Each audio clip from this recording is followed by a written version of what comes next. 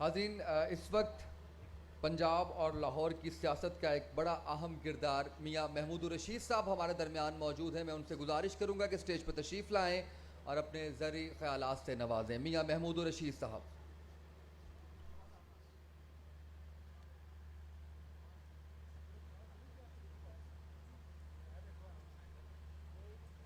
बिस्मिल्लाहिर्रहमानिर्रहीम। पंडाल में बैठे हुए सभी मौज़ज़ीन, ख़वातीन व हज़रात, डॉक्टर हसन सुहैब मुराद के साथ मेरी यादों का सिलसिला 45 साल पर मुहित है। वो इस्लामी जमीयत तलबा कराची के नाज़िम हुआ करते थे और मैं इस्लामी जमीयत तलबा लाहौर का नाज़िम हुआ करता था। उस वक्त से लेके पूरी ज़िंदगी अक्सर व पेशतर आपस में मुलाकात भी रही और मैं समझता हूँ कि बड़ी काबिल रश्क ज़िंदगी। इस ज़िंदगी के इस स्पैन में अल्लामा इकबाल के इस शेर की वो अमली तस्वीर थे कि यकीन मोहकम अमल पहम मोहब्बत फ़ाते आलम, जहाद ज़िंदगानी में हैं ये मर्दों की शमशीरें। डॉक्टर साहब ने जब अपनी ज़िंदगी का आगाज़ किया, गुलबर्ग में एक छोटी सी कोठी गालबन 2 कनाल की होगी, मिनी मार्केट के पास, इसरार करके मुझे वहाँ ले गए। मैं उन दोनों रुकने असेंबली था, वहाँ मुझे विज़िट करवाया तो मैंने अज़राए मजाक कहा, डॉक्टर साहब ये आप 2-4 कंप्यूटर और 2-3 लोगों को यहाँ बिठा के आप क्या करने जा रहे हैं? मुझे कहने लगे मेरा एक ख्वाब है कि मैं तालीम के मैदान में कुछ करके जाऊं। और सच्ची बात यह है, हम तो उसी तरह हमने नारे मार के ज़िंदगी गुजार दी, लेकिन उन्होंने एक मकसद के तहत उस छोटे से एक आगाज़ से तालीम के मैदान में एक बहुत बड़ी एम्पायर खड़ी करके दी इस मुल्क को, इस कौम को, आइंदा आने वाली नस्ल को। डॉक्टर साहब की शख्सियत का ये खासा था, वो सुनते ज़्यादा थे और बोलते कम थे और हमेशा मुस्कुराते रहते। मुझे याद पड़ता है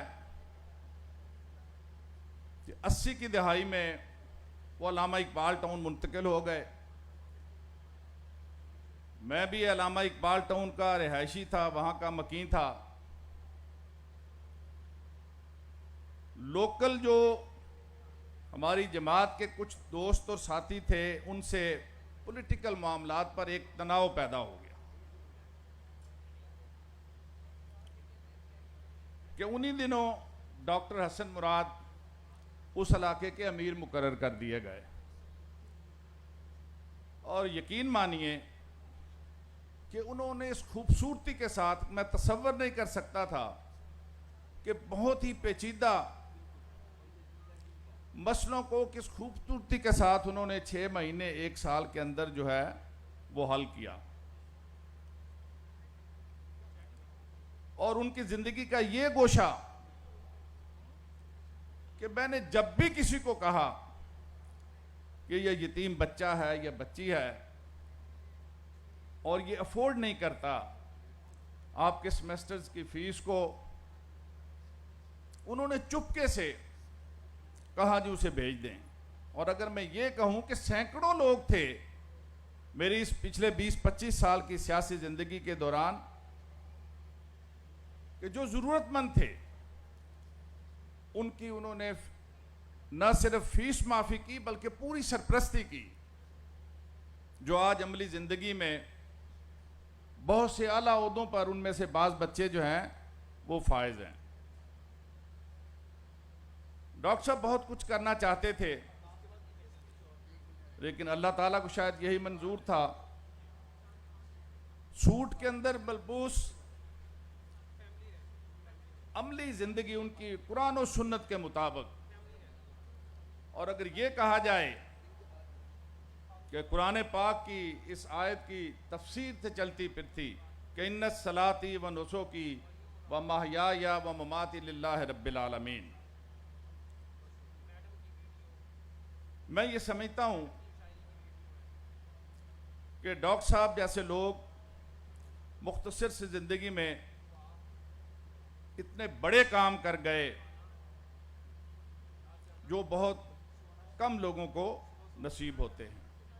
मेरी अल्लाह ताला से दुआ है कि अल्लाह ताला उन्हें अपने जवार रहमत में जन्नतुल फिरदौस में जगह अता फरमाए, और बकौल शायर कि एक एक करके सितारों की तरह डूब गए, हाय क्या लोग मेरे हल्का अहबाब में थे। शुक्रिया।